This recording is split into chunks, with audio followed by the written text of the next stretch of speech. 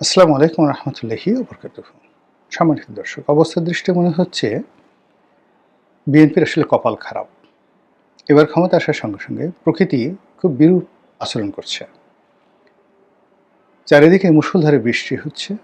বহু অঞ্চলের যে এই মৌসুমি ফসল, বিশেষ করে বোরো ধান হাওর অঞ্চলের তলিয়ে গেছে। হৃদয় বিদারক দৃশ্য প্রায় প্রতিদিন এই ভাটি অঞ্চলে তৈরি হচ্ছে। এবং আমাদের যে ফুড সিকিউরিটি, খাদ্য নিরাপত্তা, এটি মারাত্মকভাবে বিঘ্নিত হবে। এক বড় মৌসুমে আমরা যে পরিমাণ ফসল হানির শিকার হয়েছি, এই পরিমাণ ফসল রাতারাতি আসলে বিদেশ থেকে আমদানি করা সম্ভব নয়। ২ নম্বর হলো যে আমরা যে খাদ্যের একটা বাফার স্টক গড়ে তুলব, এই বাফার স্টকও আমাদের পক্ষে সম্ভব নয়।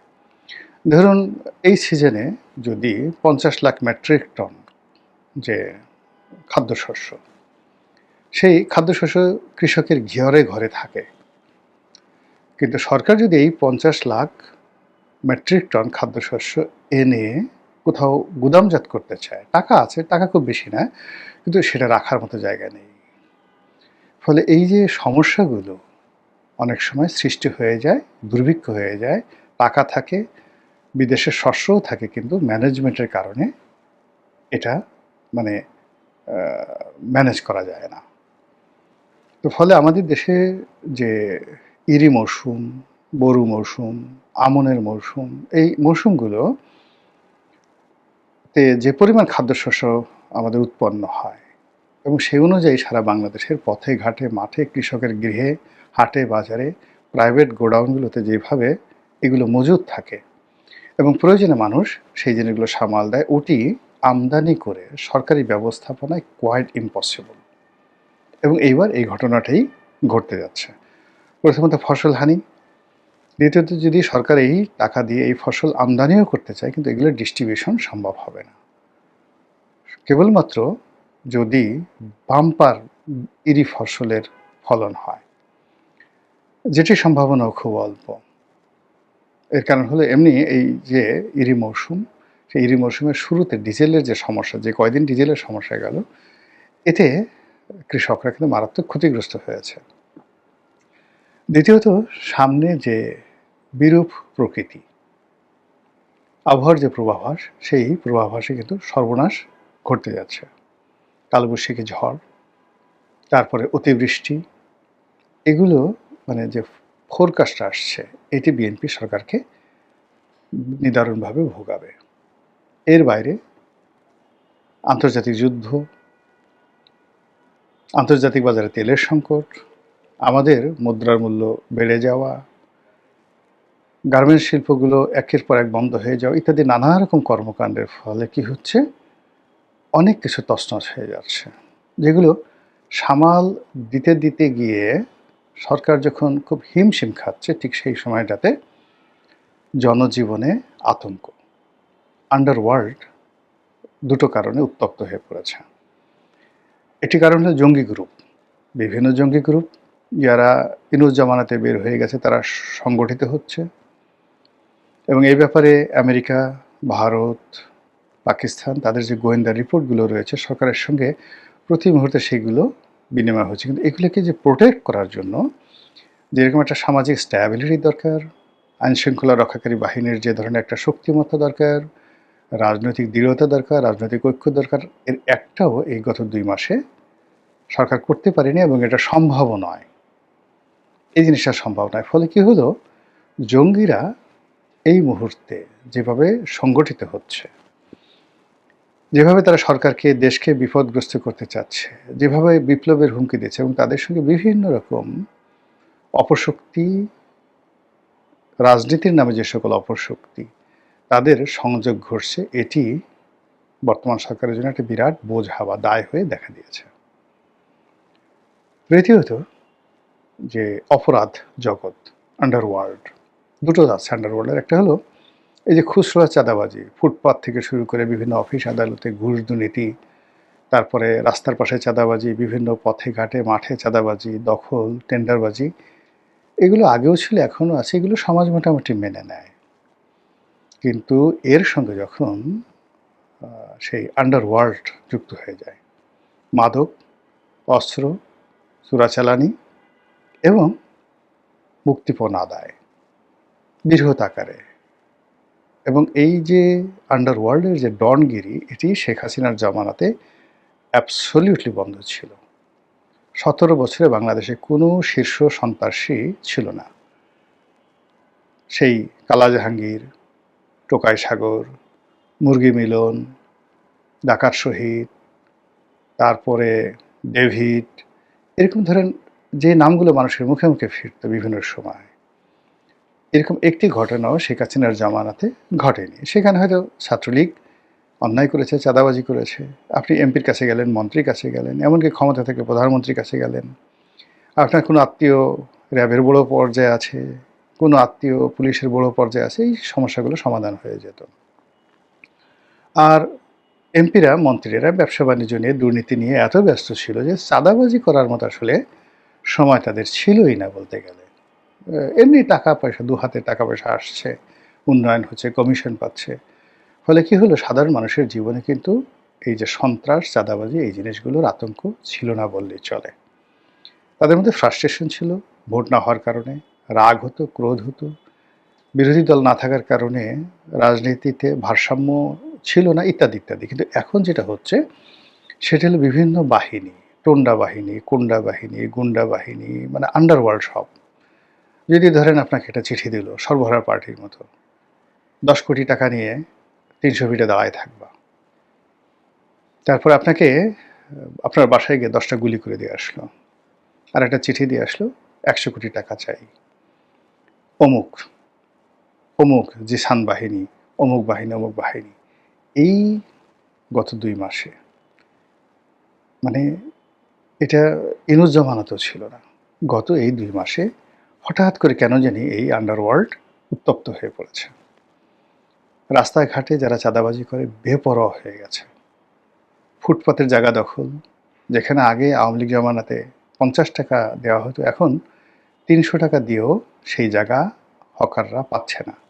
এর মধ্যে হকার উচ্ছেদ করা হয়েছে, হকাররা যাচ্ছে আবার বসছে, পুলিশ, চাঁদাবাজদের একটা সিন্ডিকেট হচ্ছে।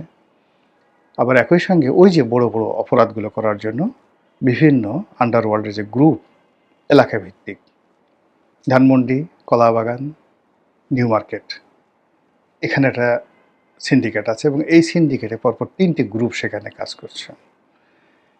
এরপর আপনি আসেন কারণ বাজার, হাতির ঝিল, এরপরে বাড্ডা, মেরুল বাড্ডা, এখানে 3-4টি গ্রুপ কাজ করছে। এরপর আপনি মিরপুর, গাবতলী, এই এলাকাতে 3-4টি গ্রুপ কাজ করছে। মোহাম্মদপুর এলাকাতে, শুধুমাত্র মোহাম্মদপুর এলাকাতে 3-4টি গ্রুপ কাজ করছে। এইগুলো ছড়িয়ে পড়েছে চট্টগ্রামে, ছড়িয়ে পড়েছে খুলনাতে, ছড়িয়ে পড়েছে নারায়ণগঞ্জে, এবং একই সঙ্গে গাজীপুর, সাভার, এই এলাকাতেও অসংখ্য এই সিন্ডিকেটগুলো একত্র হয়ে জাস্ট গ্যাং, তারা ছোটোখাটো চাঁদাবাজি বা ওই ঝুট নিয়ে মারামারি নয়, মানে যাকে ধরছে, যাকে টার্গেট করছে, তার জীবন হারাম করে দিচ্ছে। কিছুদিন আগে চট্টগ্রামে এরকম এক সন্ত্রাসী গ্রুপ, বিরাট একটা গ্রুপ অফ কোম্পানিজের মালিকের বাসায় আক্রমণ চালিয়ে যেভাবে গোলাগুলি করে গেছে, ওটার আপনি পরবর্তী কোনো খবর পেয়েছেন? কাউকে গ্রেপ্তার করা গেছে? নাথিং, কিচ্ছু করা যায়নি। সেই ব্যবসায়ী পালিয়ে আছেন, বেঁচে আছেন, তাও আমরা জানি না। তো এরকম ঢাকার শহরে খুব চরম আকার ধারণ করেছে, সারা বাংলাদেশে চরম আকার ধারণ করেছে। আন্ডারওয়ার্ল্ড বলা হয় যেটা, আন্ডারওয়ার্ল্ডের দুটো, একটা হলো ইসলামী জঙ্গি গ্রুপ যারা আছে তাদের একটা আন্ডারওয়ার্ল্ড, আর একটা হলো এই চাঁদাবাজি, অপরাধ, অন্যায় কর্ম, এবং সেই অপকর্মের যারা অবস্থা, এখন দেখেন বাপের হাত থেকে মেয়ে ছিনিয়ে নিচ্ছে, ঘরের মধ্যে ঢুকে যে সমস্ত কাজকর্ম করছে, এগুলো বলা যাচ্ছে না সব কথা, পত্রপত্রিকায় সব জিনিস আসছে না।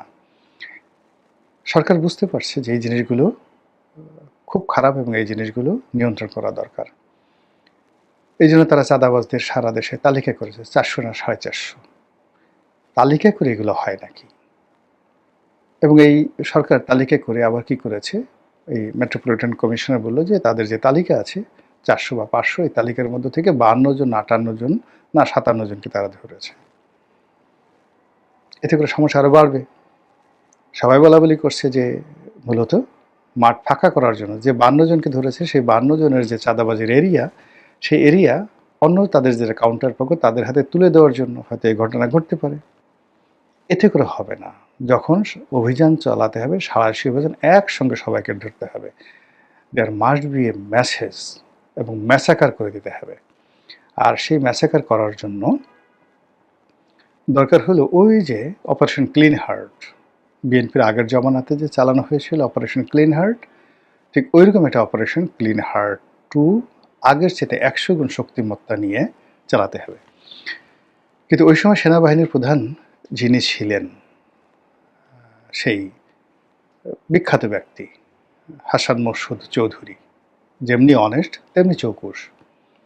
এখনকার যিনি সেনাপ্রধান ওয়াকারুজ্জামান সাহেবকে দিয়ে কি ওইরকম একটা অপারেশন বিএনপি করাতে পারবে? ওয়াকারুজ্জামান সাহেবের উপর তাদের কি সেই প্রভাব আছে, বা ওয়াকারুজ্জামান কি সেইরকম ঝুঁকি নিয়ে একটা কাজ করবেন যেখানে এই অপারেশন চালাতে গেলে বিএনপির হয়তো কয়েকশো লোক মারা যাবে? এখন বিএনপি তার সেই দায় দায়িত্ব বিশ্বস্ততার সাথে তাকে সেই অথরিটি দেবে কিনা, এবং তাকে সেফ এক্সিট দেবে কিনা, তার জন্য তার বাহিনীর জন্য ইন্ডিমিনিটি দেবে কিনা? এর কারণ হলো সেনাবাহিনীর অনেক কর্মকর্তা এখন যেভাবে হ্যান্ডকাপ পরিয়ে তাদেরকে আইসিটি কোর্টে আনা হচ্ছে, যেভাবে সেনাবাহিনীকে নিয়ে তুচ্ছতাচ্ছিল্য করা হচ্ছে, যে কথাবার্তা করা হচ্ছে, সেই ক্ষেত্রে অপারেশন ক্লিন হার্ট 2 যদি সেনাবাহিনীকে দিয়ে করানো হয়, তারা ওই আগের মতো জাস্ট যাবে, একটা বাঁশিতে ফু দেবে, লোকজন দৌড় দিবে, বিরাট কিছু করে ফেলছে। এরপর আওয়ামী লীগের 20-25 জন নিরীহ যারা লোকজন আছে, এর মধ্যে বেশিরভাগই নারী হওয়ার সম্ভাবনা বেশি, তাদেরকে ধরে এনে বলবে বিরাট একটা অভিযান হয়ে গেছে, ঘোড়ার ডিম, কিছুই হবে না। এরকম একটা অবস্থা। 2 নম্বর হলো যে পুলিশও এই কাজগুলো এই মুহূর্তে করবে না, করতে পারবে না। কেননা এই ধরনের কাজ করতে গেলে সেখানে ক্যাজুয়ালিটি বাড়বে, হত্যাকাণ্ড বাড়বে, দুর্ঘটনা বাড়বে, এবং সেই ঝুঁকি পুলিশ বা মিলিটারি তারা কেউ নেবে না। তাহলে এর থেকে উপায় কী? উপায় করার জন্য মানে আগে সরকারকে এই বাহিনীগুলোর সাথে সম্পর্ক স্থাপন করতে হবে, তাদেরকে নিরাপত্তা দিতে হবে, তাদের মনের বেদনা দূর করতে হবে। পুলিশ হত্যাকাণ্ড হয়েছে, তার মামলা করতে হবে, পুলিশকে নিশ্চয়তা দিতে হবে, পুলিশকে ইন্ডিমিনিটি দিতে হবে, সেনাবাহিনীকে ইন্ডিমিনিটি দিতে হবে। তো এই জিনিসগুলো না করে যদি অপারেশন ক্লিন হার্ট করা হয়, তাহলে সেটি আনাকুম জানাকুম হয়ে যাবে, সেটার 2 পয়সায় কোনো মূল্য হবে না, উল্টো বিএনপি আরও বিপদে পাবে। এই গেল এক। এটা হলো প্রথম সংকট। দ্বিতীয় সংকট হলো যে ধরুন সরকার সব কিছু ম্যানেজ করলো, ম্যানেজ করার পরে কি করবে? সেনাবাহিনী, পুলিশ নির্বিচারে যাদের বিরুদ্ধে অ্যাকশনে যাবে, সেখানে 99.99%, আবার বলছি 99.99% যাদেরকে ধরা হবে তারা বিএনপির লোক, যারা মারা পড়বে তারা বিএনপির লোক। ফলে পুরো মাঠ ফাঁকা হয়ে যাবে। এবং এই যে এখন বিএনপির যেটা পলিটিক্যাল ফোর্স রয়েছে, শক্তি রয়েছে, সেই শক্তিটি এনসিপির হাতে চলে যাবে, সেই শক্তিটি জামাতের হাতে চলে যাবে। আর পুরো রাজনীতির জঙ্গন এটি আওয়ামী লীগের জন্য স্বর্গরাজ্য হয়ে পড়বে। বিএনপি যদি তার যে মিলিটেন্সি পাওয়ার, তার যে শক্তি, মাসেল পাওয়ার, এটি হারিয়ে ফেলে, এবং গত 2 বছরে তারা যে টাকা পয়সা, মাল পানি তারা যে রোজগার করেছে, এগুলো যদি বন্ধ হয়ে যায়, তাহলে এই যে অনেক বড় বড় বিএনপি নেতা এখন যে ডাটফাট করছেন, কথাবার্তা বলছেন, তাদের গলা কাঁপবে, তাদের হাঁটু কাঁপবে, তাদের পা কাঁপবে। এমনকি মাননীয় প্রধানমন্ত্রী এখন যে সকল জনপ্রিয় কাজ করার চেষ্টা করছেন, তিনি তখন ইচ্ছা করলে এই সকল জনপ্রিয় কাজ করতে সাহসই পাবেন না। আর সেই সময়টাতে যদি টুস করে আওয়ামী লীগের নেতারা কলকাতা থেকে ঢুকে পড়ে এবং একটার পর একটা অপারেশন কমব্যাট চালিয়ে যায়, মিছিল করে, মিটিং করে, রাজনৈতিক কর্মকাণ্ড করে, সেগুলো আওয়ামী লীগ নিষিদ্ধ, কিন্তু এই নিষিদ্ধ থাকা সত্ত্বেও সেগুলো ফেরানো যাবে না। ফলে বুঝতে পারছেন যে বিএনপি কি একটা ঐতিহাসিক